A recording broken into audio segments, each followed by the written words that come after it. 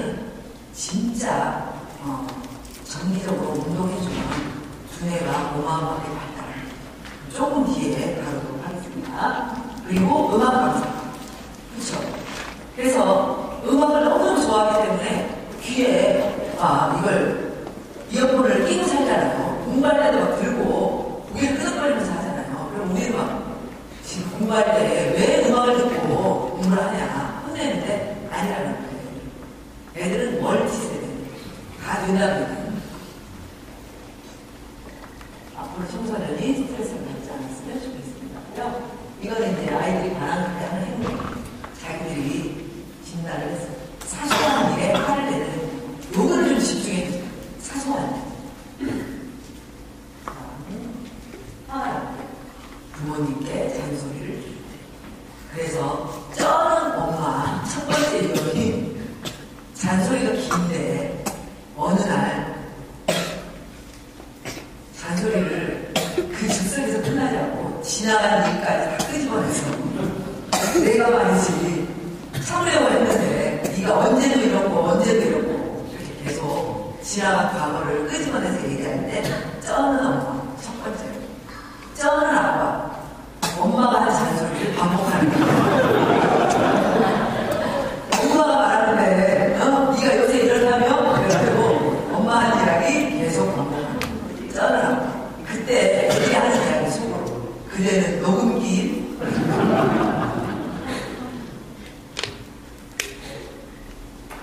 그 다음 보겠습니다. 잔소리를 듣는 이거 얘기할 때 맞죠? 분석 잘했죠? 이 아이들이 그래서 제가 그 얘기했어요. 자, 스마트폰 과다 사용은 지금 개별 부모에게 걱정도 되지만 그래서 대한민국 모든 엄마의 고민거리고 모든 아빠의 벌칙거리다. 어떻게 해결했으면 좋겠느냐 애들한테 물어봤어요. 2시간에 걸쳐서 토론을 했어요. 결론을 냈는데 뭘 얘기했냐면 사소한 거지만 한번 참고해보세요. 아이들이 뭐라고 얘기하냐면 스마트폰 충전기는 각자의 방에 두지 말고 모아서 거실에서 충전했으면 좋겠다. 가족 모두가 이게 중요해요. 가족 모두가 이 시기 아이들은 10살이 넘으면 한 12살, 13살부터 가장 발달하는 게 뭐냐면 현금의식이에요. 그래서 떡하면 왜 나만 갖고 그래 이렇게 얘기해요. 그렇지 않아요? 가족이고 그런 말을 해요. 엄마가 뭐 얘기해도 왜 나만 갖고 그래 이렇게 얘기해요. 그래서 이 아이를 뭔가 규율을 정하려면 가족 전체가 함께 규율을 지키는 게 이 아이를 행동에 옮기게 할 수 있는 거예요. 이해가세요? 그래서 저희가 여기 숙천중학교 30명이거든요. 30명 아이들을 수업을 하면 좀 눈에 띄게 말썽을 부리는 애가 있잖아요. 그러면 그 애한테 누구 왜 그러셔? 이렇게 왜 저만 그래? 이렇게 얘기하는 거예요. 그러면 그때 네가 말이야 어쩌고저쩌고 왜 이렇게 말하면 이미 게임 끝나는 거야. 뭐라고 해요? 네가 좀 예쁘게 생겼잖아. 그래서 눈에 띄네? 이렇게 말하면 벌떡 일어나서 그런 시기에 아이들이 굉장히 평등의식이 높고 자기 자존감이 굉장히 높은 시기예요. 심리학자들이 말할 때 뭐라고 얘기하냐면 이 10대의 자존감으로 평생을 살아가는 거예요. 10대에 느끼는 평등의식으로 평생을 살아간다. 왜냐하면 이제 아이가 20살 넘어가고 대학생 되기 시작하면 그냥 무조건 평등하다고 생각 안 하잖아요. 여러 가지 이제 깨우치게 되잖아요. 그래서 이 스마트폰을 하나를 가지고 그거 할 때도 같이 공동의 규율을 정해서 공동으로 적용시킵니다. 아빠를 12시간에 해도 되는 게 아니에요. 오빠는 방에 갖고 가서 충전을 해도 되는 게 아니라 자, 우리 가족은 거실에다 스마트폰 충전기를 해놓고 엄마가 관리한다. 그래서 12시 넘으면 다 놓고 충전을 하자. 이렇게 하는 거죠. 그 두 번째 아이들이 제안한 거 보면 저녁에 잠자리에 들기 전에 가족 인사를 하는 것이 굉장히 도움이 됩니다. 이런 걸 절제 안 해요. 왜냐면 정해준 거잖아요. 이제 그만하라는 거를. 그래서 아이들이 이 이야기를 하는 게 뭐가 있냐면 부모님들이 중학생, 초등학교 5학년 6학년 이때쯤 되면 공부하는 게 중요하다고 생각하니까 밤 1시고 2시고 책만 보고 있으면 오케이. 잘하는 말을 안 하는 거예요. 그래서 11시 반쯤 되면 혹은 11시쯤 되면 잠자는 시간을 아이랑 같이 공유해서 안아주고 잘 자라고 따뜻하게 해주고 그리고 이제 건강도 걱정해주고 이렇게 해주면 아이들도 자제력이 높아진다. 그리고 이제 세 번째, 컴퓨터는 애의 방에 놓을 필요가 없대요. 애들은 그렇게 얘기해요. 각자의 방에 컴퓨터가 있을 필요가 없대요. 컴퓨터는 가족 공동의 공간에 두면 된다. 그리고 되게 중요한 건데요. 아이들이 게임을 하도록 이제 허락을 받잖아요. 컴퓨터를 하도록 또는 스마트폰을 하도록 허락을 받으면 1시간이나 2시간 이렇게 허락을 받으면 아이는 재밌으니까 그 시간이 가버리는 거예요. 근데 이제 엄마나 아빠는 시간을 재잖아요. 그러니까 2시간이면 2시간 딱 됐으면 이제 시간 됐어 끝 이렇게 말하잖아요. 그쵸? 그런데 애들도 게임을 하는데 뭐 널려놓은 재산이 있다고요. 저 잘 모르겠는데 그렇습니까? 네, 널려놓은 재산이 있어서 갑자기 딱 멈추면 재산상의 손실이 많거든요. 그리고 친구랑 이렇게 게임하다가 갑자기 싹 사라지면 굉장히 관계가 안 좋아져요. 너 그때 왜 그랬어? 이렇게. 그래서 그런 거 시간 정해서 허락받고 할 때도 정리할 시간이 좀 달라는 거예요. 자, 정리할 시간. 시간 거의 다 됐는데 정리해야겠지? 시간 얼마 주면 될까? 이렇게 하면 아이가 굉장히 고마워서 다음부터는 좀 시간을 잘 지키려고 노력을 하게 된다. 그때 이제 한 아이가 그랬어요. 제가 물어봤어요. 시간을 얼마쯤 주면 정리가 가능해? 물어봤더니 한 애가 별명이 30분이요. 그러면요, 반 전체 애들한테 완전히 야, 너 앉아! 맞아 죽는 줄 알았어요. 왜냐하면 그 정도는 부모님을 통용되지 않을 거라는 거 애들이 아는 거예요. 그래서 보통 10분이나 15분 정도 정리할 시간을 주면 애들이 무지 고마워하면서 정리한다.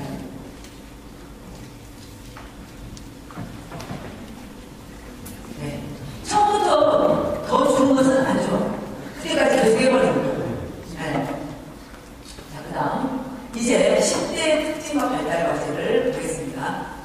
10대의 특징, 폭풍 성장이에요. 많이 자고, 많이 먹고, 많이 움직여요. 네? 아니, 제가 그러니까 지금 그 얘기를 하는 게 아니에요. 이 특징을 보이는 시기가 딱 있어요. 언제입니까? 0세에서 3세. 네. 그때 어마어마하게 성장을 해요. 폭풍 성장이에요. 1차 폭풍 성장기가 0세에서 3세. 그래서 이때 뭐 책도 많이 읽어주고 놀아주고 이렇게 하라고 그러잖아요. 그죠? 그래서 이제 두 번째 폭풍 성장기가 돌아오는데 그때가 바로 언제냐면 빠른 아이들은 초등학교 5학년 그리고 좀 보통의 모든 아이들은 중학교 1, 2, 3학년 이때 두뇌 발달이 다시 한번 폭발적인 성장을 하는 거예요. 네. 이게 이제 제가 말하는 게 아니라 미국의 국립보건원 뇌과학자 80명이 모여서 중학생들의 뇌를 분석했어요. 그러니까 이 중학생 시기가 우리나라 아이들뿐만 아니라 전 세계적으로 굉장히 옳지 않은 시기였다는 거죠. 첫 번째, 자기가 듣고 싶은 것만 하는 거예요. 굉장히 엄마 아빠가 많은 얘기를 해도 다 잊어버리고 자기가 듣고 싶은 것만 하는 거예요. 그리고 자기가 기억하고 싶은 것만 해요. 굉장히 바빠요. 그래서 기억을 안 해요. 굉장히 막 빠르게 움직여요. 얘네들의 뇌가 발달하는 거예요.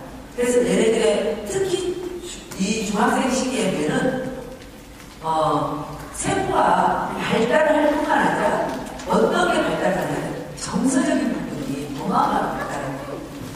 그래서 굉장히 정서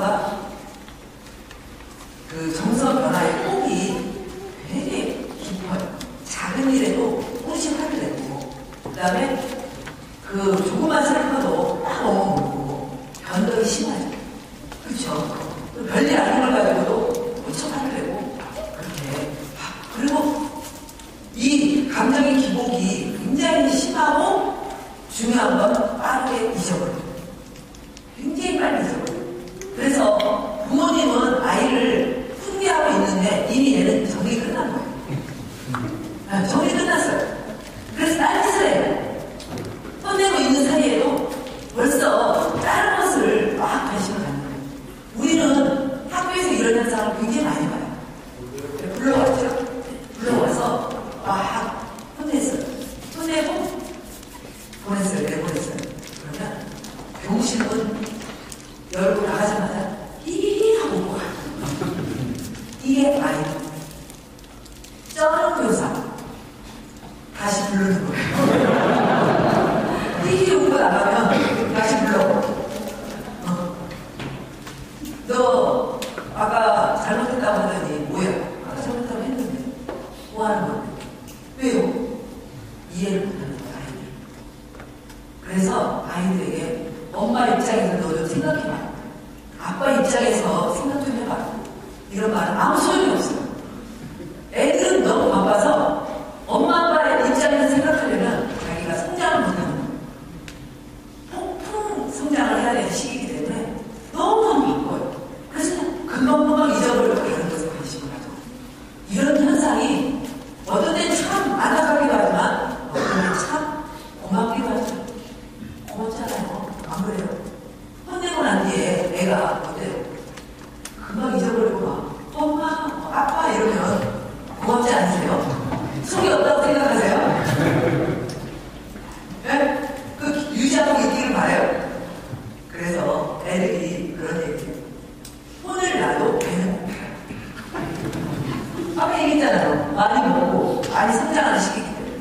그런데 금방 혼내고 난 뒤에 아이가 냉장고 문열면 뒤에서 막 광선이 느껴지면 쏴버리고 네가 인간이냐 말이야. 네가 생각이 있냐 없냐. 그래서 혼을 나도 배는 고파요. 왜? 아이들이 지금 성장하는 기분. 어마어마하게 성장하는 기분인 거예요. 진짜 저희가 학교에서 있어보면 1년에 10cm씩 자라는 애들도 있어요.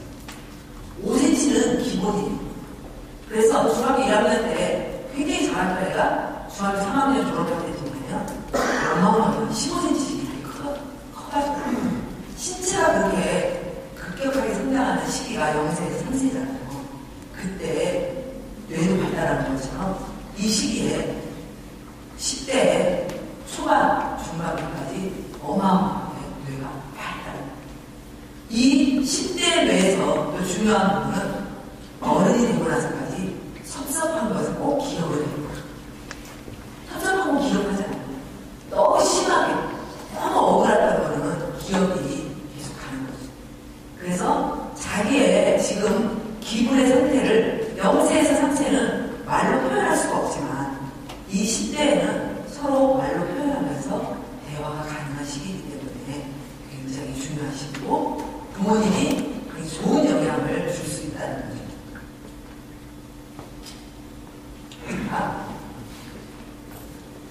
보겠습니다. 이제 그래서 신체 발달, 정서 발달, 두뇌 발달이 어마어마하게 많이 발달하는 시기라는 거예요.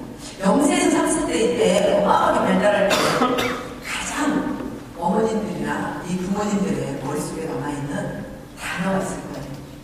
어떤 단어가 잘 기억에 남습니까? 어떤 단어가 남습니까? 사랑해. 네. 또 기억에 남는 거예요. 이렇게 우리가 심하게 살고 있어요. 네. 어떤 단어가 기억에 납니까? 사랑이 싫어라는 말도 기억에 남죠. 네? 안 되는 기억에 남죠. 하지마도 기억에 남죠. 굉장히 중요한 어떤 말이 0세, 3세 때 아이들이 가장 격렬한 얘기를 하냐면 내가 울 때 그렇게 울잖아요. 내가 1살 돼서 밥숟가락 뜨기 시작할 때 엄마 아빠가 기껏 정성스럽게 생선 살 발라서 밥숟가락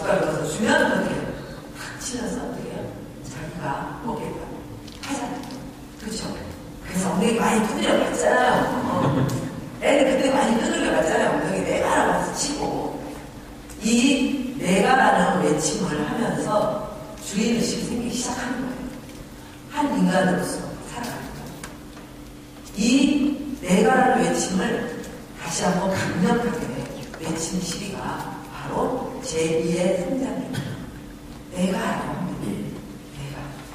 그때 부모님이 해주는 것은 인정, 존중, 이거예요. 그래, 네가 뭘 알아? 네가 뭘 알아? 엄마가 다 아는데. 엄마 아빠가 충분히 고민해서 한 거야. 너는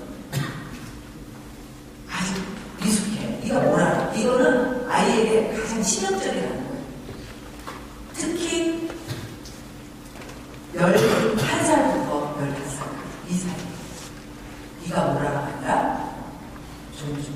내가 하면 존중. 자, 또 한 가지. 이 시기에 굉장히 중요한 부분은 중학생들은요, 주인의식이 최고 변달하는 시기라서 나가라는 말 하면 안 돼요. 초등학생은 엄마 아빠가 화나서 나가라고 하면 잘못했어요. 바로 나옵니다. 안 나가라. 그렇죠? 고등학생은 나가 그러면 어떻습니까? 무슨 말씀이세요? 굉장히 느글느글하게. 고등학생이 뭐 얼마나 나갑니까? 안 나가고. 느글느글하게. 무슨 말씀이세요? 이렇게. 진정하세요. 이렇게. 그런데 중학생은 어때요? 나가 그러면 나가요. 진짜 나가는 시기가 중학생. 그래서 중학생에게는 나가라는 말 하면 네? 이거는 제가 아이들하고 대화를 해보니까 모범생이건 공부를 잘하고 못하건 똑같아요. 발달 과정이기 때문에 다 공통현상이에요. 이 아이들이 나가요. 나가가지고 돌아올 때는 병문을 쌓고 돌아와요. 첫 번째 나갔을 때는 뭐라고 병문을 쌓고 돌아오냐면 부모님이 걱정할까봐 아니 돌아올 때는 준비가 부족했다. 이제 용돈도 챙겨야지. 급히 나가다 보니 준비가 부족했다. 용돈도 챙기고 간단한 중요한 부분을 챙겨서 나가야겠다 하고 들어오고 그때 잘해주면 안 나옵니다. 절대. 네. 그래서 아이에게는 이 10대 초반 아이들에게는 극단적인 얘기를 절대 하면 안 돼요. 네. 이해하시죠? 나가는 말로 제가 말씀드린 거는 거기 붙여서 여러 가지 화가 났을 때 극단적인 얘기를 하면 절대 안 된다. 알겠습니다. 그 다음 이때 아이들은 경쟁하는 것보다는 협력하는 걸 좋아해요. 그래서 발표할 때도요, 제가 실제로 해보면 3명씩 아까 3명이나 4명씩 이렇게 조사에 발표하게 하잖아요. 그러면 그 중에 대표가 나와서 발표해 그러면 굉장히 발표를 잘 못합니다. 서로 안 한다고. 혼자 나가서 있는 거를 굉장히 불편해요. 근데 3명이 조사했지 3명이 나가. 그래서 3명이 적당하게 역할 분담해서 발표해. 굉장히 재밌어하면서 나와서 발표해요. 그리고 4명이 몰려다니는 걸 굉장히 좋아해요. 기억해보세요. 친구라는 영화에서도 그거 나오잖아요. 우리는 같이 있었을 때 아무 두려울 것이 없었다. 굉장히 공감되죠? 공감하지 않으셨어요? 이상하신 분이시나? 아이들이 4명이면 굉장히 즐거워요. 5명이면 진짜 두려울 게 없어요. 그런데 어른들은 어떻습니까? 뛰어놀라고 그러죠? 뛰어놀라고 하잖아요. 몰려다니는 거 되게 싫어하잖아요. 왜 몰려다니냐고 이렇게 얘기하잖아요. 애들이 아파트 놀이터에서도 그냥 혼자 놀이터에서 이렇게 다니면 경비 아저씨 아무 말 안 하는데 친구들 6명이 막 놀고 있으면 내쫓으래. 여기 우동네에서 나도 여기 주민이에요. 이러지. 상관없대요. 나가는 거예요. 걔네들은 그 얘기 하더라고요. 우리도 여기 아파트 주민이에요. 그래서 절대 호행을 안 합니다. 내쫓으래. 나가지 몰라. 그래서 굉장히 협력하는 걸 통해서 잘 배우는 시기예요. 그리고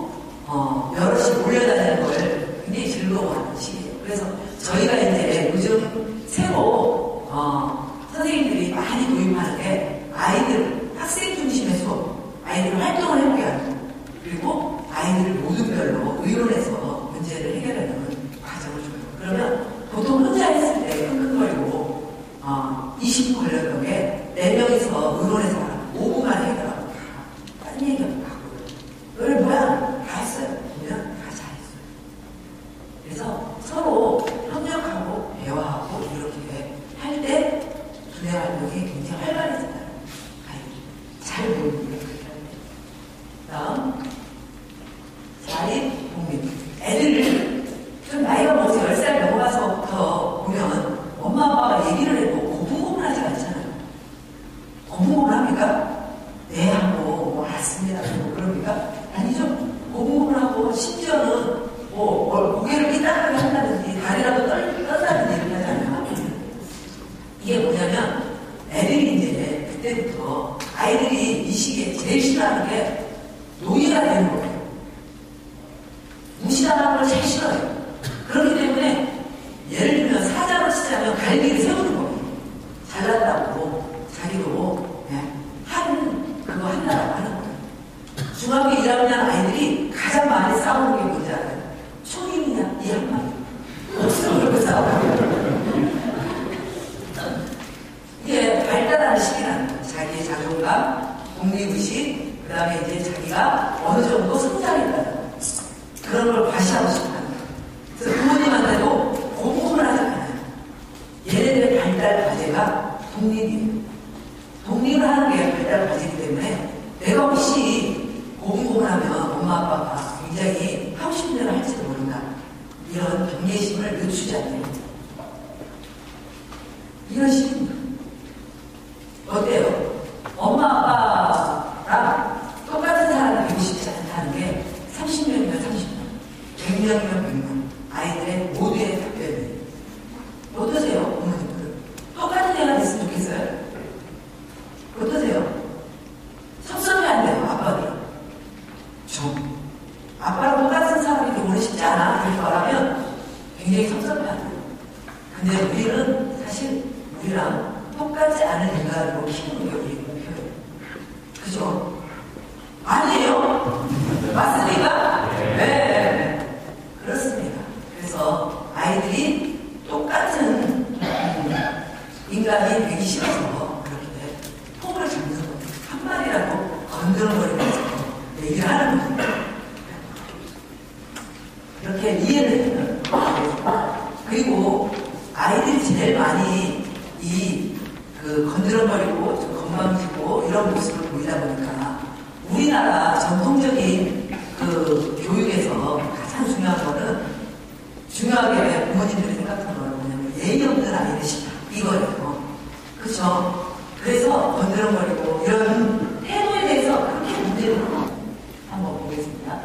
그래서 10대와 대화하는 3가지 3단계 기술. 1단계 사실 중심의 대화를 하시는 태도가 어떠느니 말하는 방식이 어떠느니 이런 얘기하다 보면 어떤 때는 본질을 놓치고 혼만 내다 끝나는 거예요.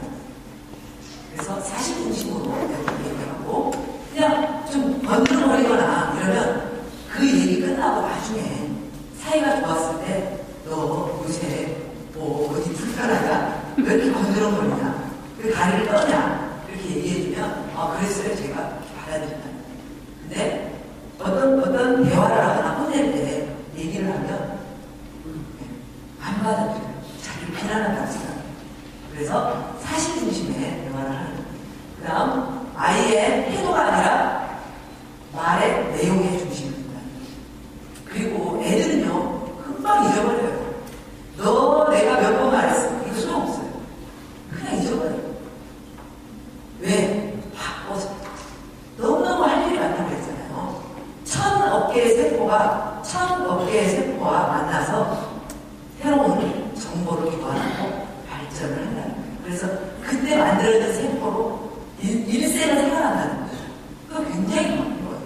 심지어는요, 어제 혼난 거를 저희가 혼내고 나서 얘 너무 혼냈는데 다음날 얘 좀 불러서 위로 좀 해줘야겠다 이렇게 하고 보면요 금세 잊어버려요. 아침에 하고 안녕하세요 굉장히 고마워 치유력이 어마어마하게 높은 시기예요. 부모님께서도 그런 경우 많이 느끼잖아요. 내 자식이라 해도 저 정도면 참 너무 혼냈는데 싶은데 아무도 아닌 것처럼 막 얘기하잖아요. 치유력이 그만큼 높은 거예요. 만약에 어른에게 그렇게 했으면 원수하는 거예요. 애는 본인도 치유력이 굉장히 높아요. 그렇기 때문에 설령 좀 초등학교 저학년까지 소홀했더라도 바빠서 소홀했더라도 이 중학교 시기에 2주에 한 번 정도만 공부 갖고 놀아주면 평생에 좋은 아빠예요. 굉장히 치유력이 빨라요. 고마워요. 좀만 자기를 인정해주면 굉장히 고마워요. 이 다음에 공감하고 경청하는 낱말에 집착하지 말고 속마음을 알아주는 것. 제가요, 이 아이들의 특징이 뭐냐면 아까 제가 자기가 관심 있는 것만 듣는다고 그랬잖아요. 그래서 어른들이 이런 이야기를 중심에 두고 얘기해도 걔는 전혀 딴 얘기예요. 제가 예를 들어볼게요. 제가 이제 수업을 들어갔어요. 수업을 들어갔더니 애들이 막 흥분해서 얘기해요. 선생님 앞에 수학 선생님이 너무 심한 말을 했죠. 무슨 말을 했는데 너희들은 성적으로 민감한 풍부한 시기다 이렇게 말씀을 하셨대요. 그래? 아니 그렇게 점잖으신 분이 그런 말씀을 하실 게 없는데 앞뒤 전후 이야기를 쭉 해봤거든요. 제가 그 이야기를 하고 칠판에다 아하 수학 선생님은 너희들은 감성적으로 풍부한 시기다 이렇게 얘기했지? 그래서 여기 왔대. 이게 아이들이에요. 네. 그래서 자기가 듣고 싶은 대로 들어요. 해석하고 싶은 대로 해석해요. 그래서 부모님들은 많은 말을 할 필요가 없어요. 짧게. 용도만 간단히 얘기합니다. 말하고 있는 사이에 의미다 생각한다니까요. 길어지면. 그리고 쩐다고 안 한다는 거예요. 그리고요, 그 아이들은 항상 혼을 나고 있기 때문에 성장하고 있어서 자기들도 불안하게 만들어요. 자기들도 내가 정상인가? 그런 생각을 해요. 그렇게 물어보기도 해요. 네가 정상이다. 아빠도 너만한 시기에는 이런 과정을 거쳤다. 이런 이야기를 해주는 게 아이에게 굉장히 중요해요. 아빠는 말에 너만할 때 이런 것도 하고 이런 건데 너는 뭐야? 이게 알아요. 아빠도 너만한 시기에 그러려면 고민을 했어. 그래서 한 아이들이 쉬는 시간에 제가 도서실에 있기 때문에 막 몰려가지고 얘기를 뭐라고 했냐면 오늘 과학 시간에 과학 선생님이 굉장히 중요한 얘기를 해주셨대요. 무슨 얘기죠? 과학 선생님 너무 멋진 것 같아요. 무슨 얘기를 했대요? 과학 선생님 좋다 막 얘기해요. 무슨 얘기 하셨는데 과학 시간에 에너지 총량의 법칙을 배웠대요. 그런데 과학 선생님이 지랄 총량의 법칙을 얘기를 해주셨대요. 그래서 그게 뭐야? 이렇게 얘기하니까 인간은 태어날 때 일생 동안 지랄을 그릴 수 있는 총량을 가지고 태어났는데 그러한 지랄을 가장 많이 부리는 시기가 11살에서부터 15살까지다. 응? 그리고 그래서 이때 부리는 게 가장 좋다. 이렇게 얘기를 하셨대요. 고등학교 때 지랄을 부리면 대학 입시에 막대한 지장을 주고요. 소외가 난다. 대학생 때 지랄을 부리면 어른이 지랄을 부린다고 욕먹는다. 그리고 이거 중요한 건데 엄마 아빠가 돼서 지랄을 부리면 자식 괴롭다.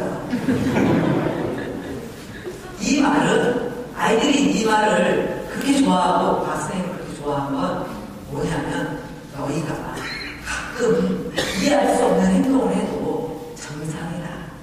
그 얘기를 해준 거예요. 아이들은 그 박사님의 말에서 자기들이 성장하고 있고 정상이라는 인정을 받는 거예요. 인정. 살아있는 현상이라고. 그래서 부모님께서도 아이들이 이해할 수 없는 현상을 보이면 살아있네. 살아있는 거예요. 살아있다는 표시예요. 그렇지 않아요? 아빠에 대한 이야기를 좀 하면 좋겠죠? 아빠들이 5,000원 오늘 강의를 들으러 많이 오셨으니까요. 자, 아이들이 나이가 점점 먹어갈수록 이제 엄마가 감당하기 힘들어요.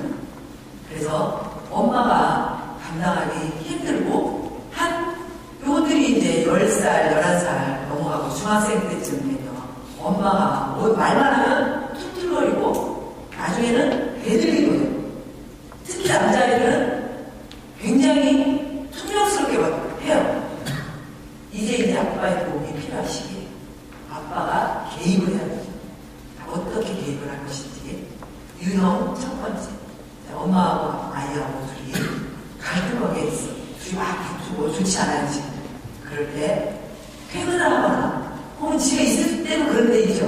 네, 그런데 나는 어떤 유형인가 보세요. 1번 모른 채 한다.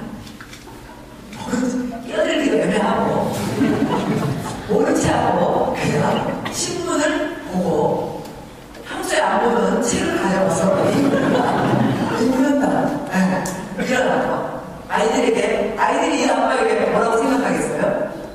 그대는 유령임? 이제 영향력이 없는 겁니다. 유령의 말을 누가 듣겠어요? 그리고 굉장히 중요한 시기에 아빠가 개입을 하지 않았기 때문에 아빠의 영향력이 점점 줄어들어요. 그렇게 하는. 다음 두 번째. 학교에서, 회사에서 짜증나는 일도 많았는데 집에 들어오니까 둘이 또 싸워. 그러니까 둘 다 빠른 거야! 이렇게 막 공격해야 돼요. 둘 다 조용히 해! 이러면 둘 다로부터 미움을 받아요. 잘 알지도 못하면서. 그렇잖아요. 잘 알지도 못하잖아요.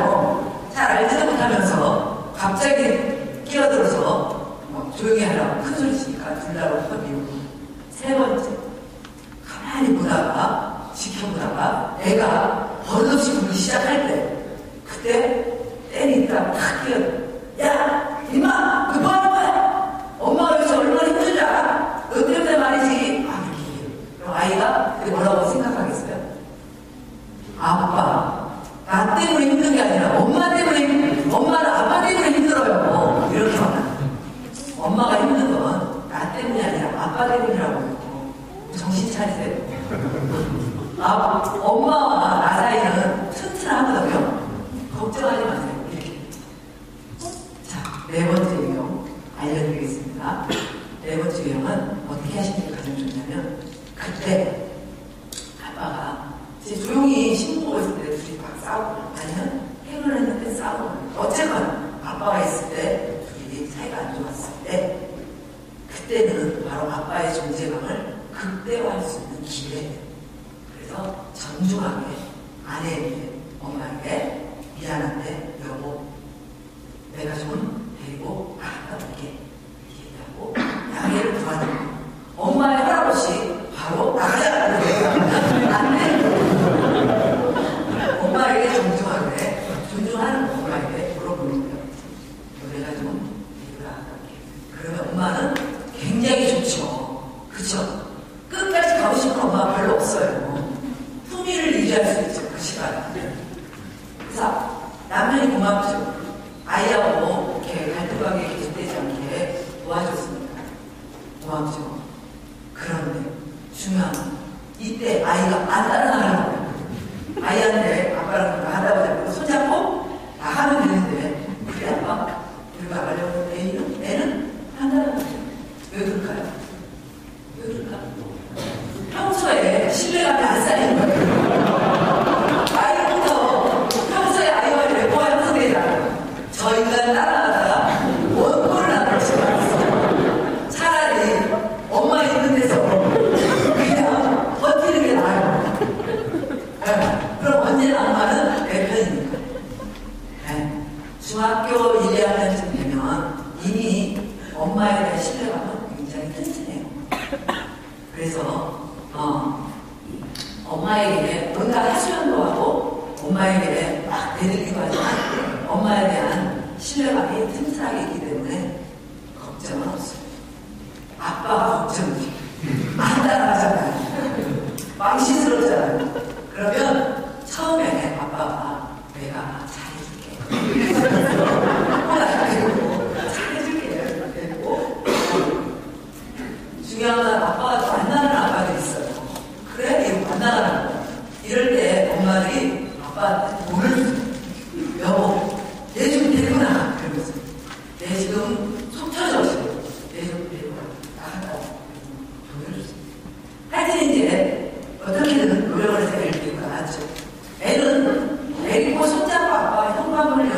하니까 이미 모든 게 다 정리됐어요.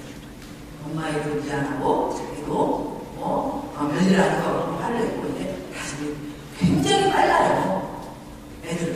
그래서 잔소리를 할 필요가 없다는 거예요. 알겠지? 이렇게 하면 끝이에요. 다 정리됐어요.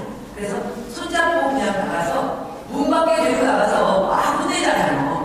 그러면 애도 문 밖에 자기 프라이버시 영역이잖아요. 그렇죠? 사생활 편인데 혹시 자기 반 여학생이 지나가다 볼 수도 있고 그런데 아빠는 혼나 무슨 개방신이에요.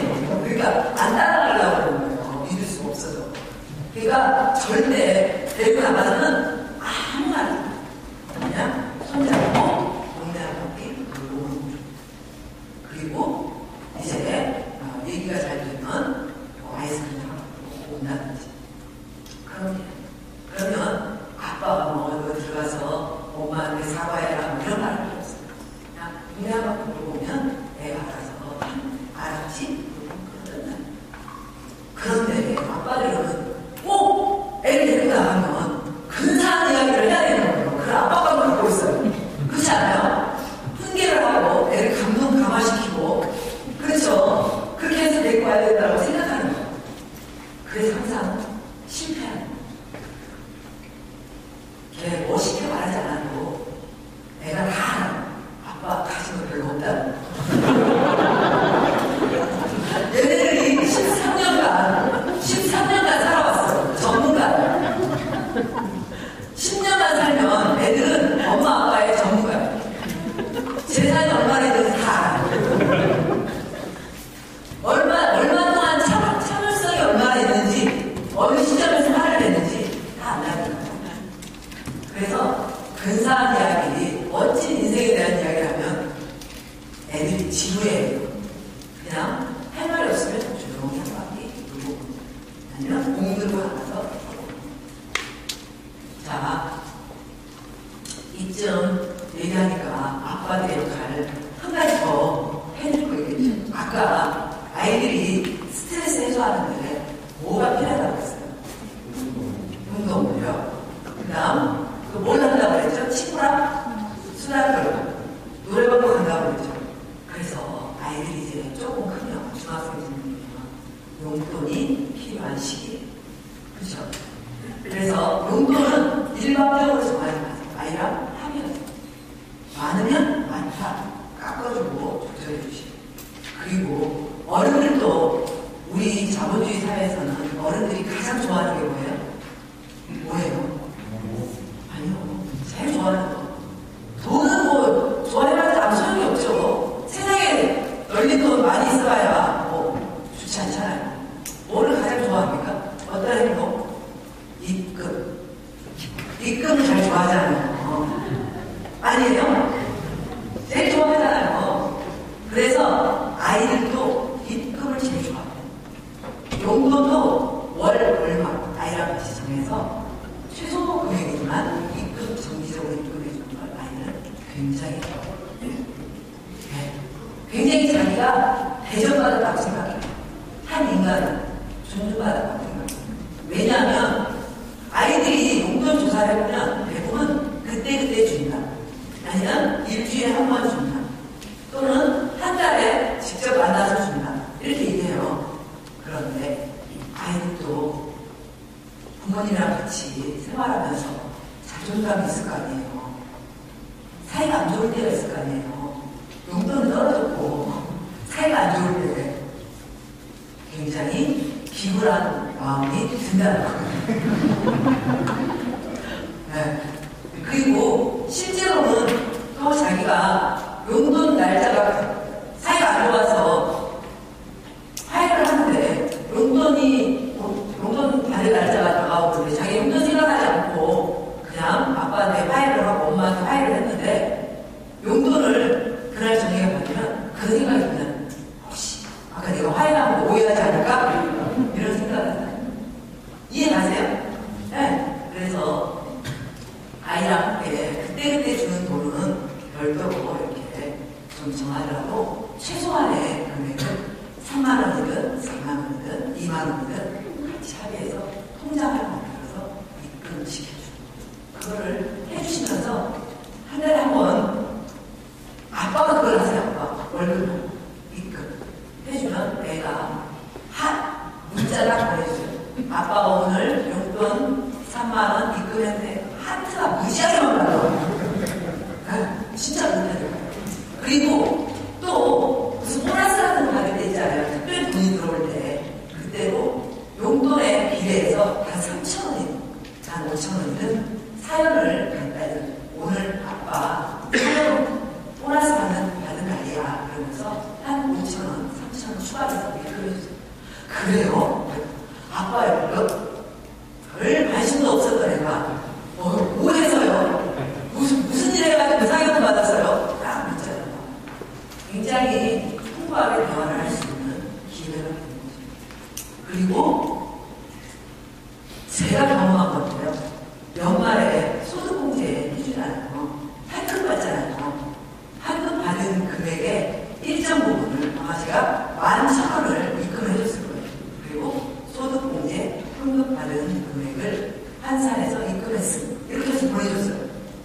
어때요? 저에게 돌아가봤더니요. 소득공제에 대해서 박사가 되어 있더라고요.